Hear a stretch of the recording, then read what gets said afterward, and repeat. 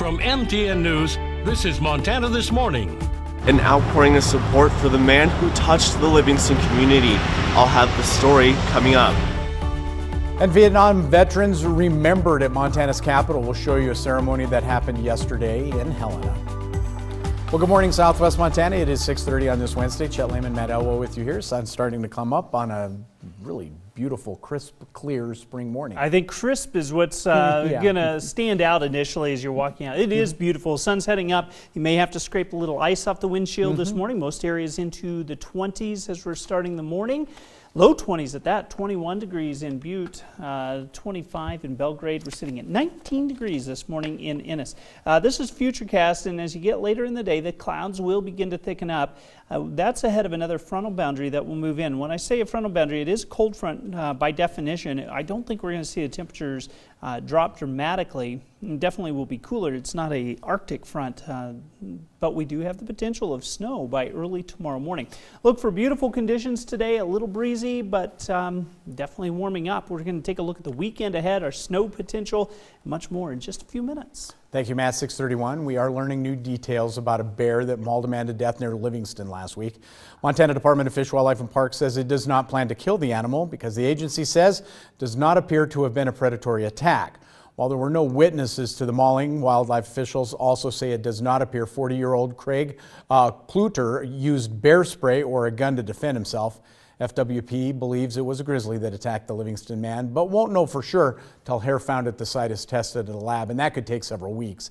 An online fundraiser has already raised more than $100,000 for the Cluter family. Livingston residents are reaching out in many ways to help the family of a man a lot of people knew.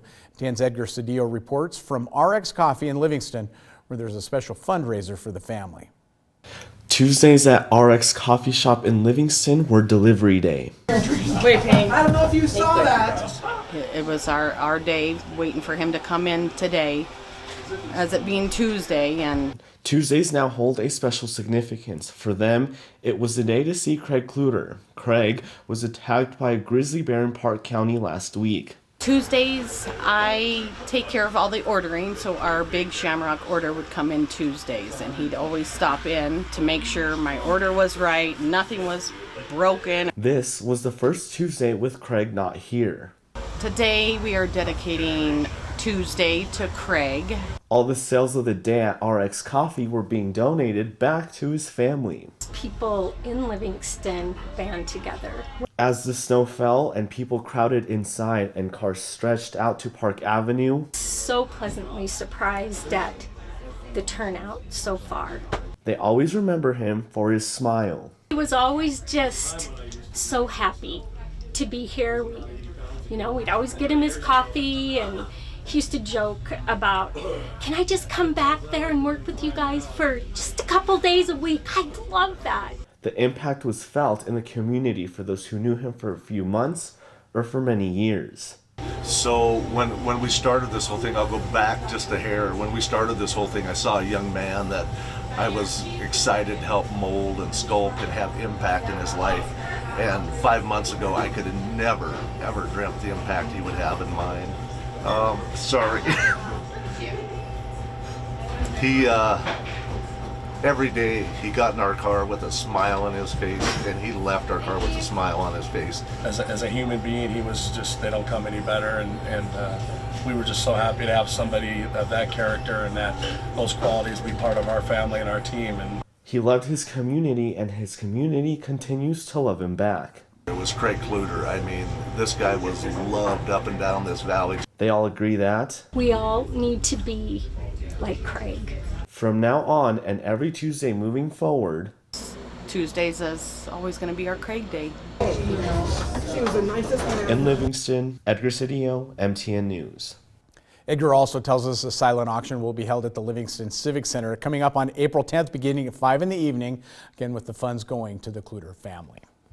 In other news, despite snowy weather in Helena, dozens of people at the Montana State Capitol yesterday to honor Vietnam veterans. It was the 10th annual Welcome Home Vietnam Veterans Day in Montana.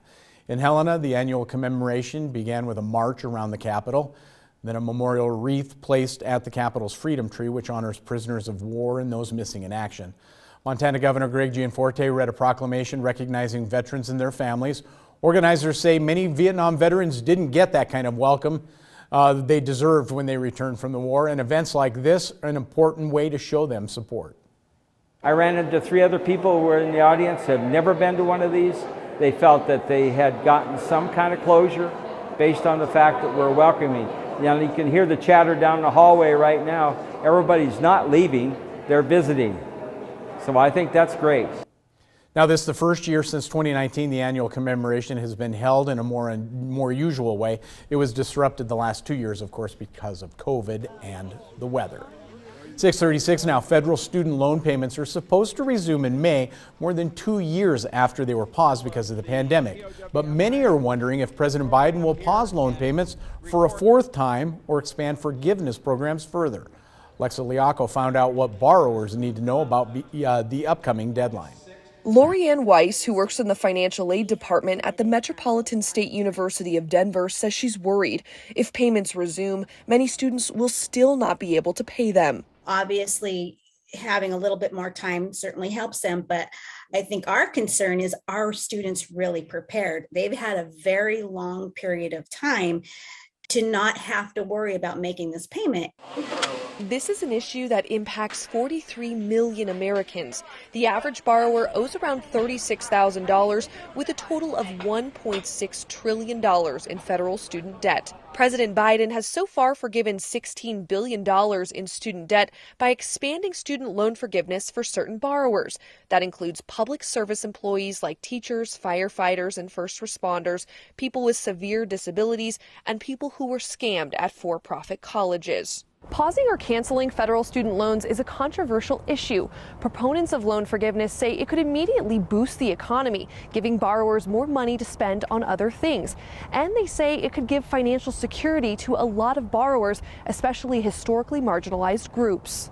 Our cost of living has increased so much. So to be able to absorb that funding and put it into other places is certainly going to only help them. But some critics say loan forgiveness is too expensive. According to the Department of Education, the payment pause has cost the federal government and taxpayers at least $95 billion in unpaid interest.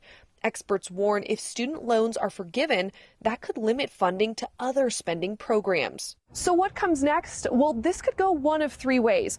First, President Biden could forgive all $1.6 trillion of federal student loan debt. And if he does, it will be the costliest social spending initiative of his entire presidency, topping unemployment insurance, the earned income tax credit, and food stamps. Second, President Biden could forgive some federal student debt.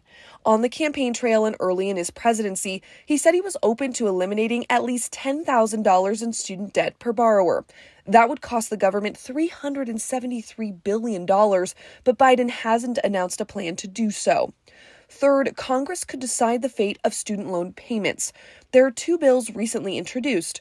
One would prevent future pauses on federal student loan payments. The other would pause payments until 2023 and cancel loans for more borrowers.